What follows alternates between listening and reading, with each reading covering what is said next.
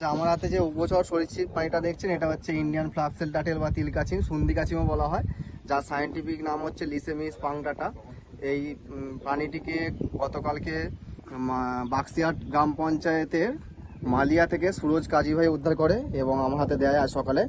আমি পিন্টু পল্লী এবং অভিক হাজরা একটা নিরাপদ জায়গাতে ছেড়ে দিচ্ছি।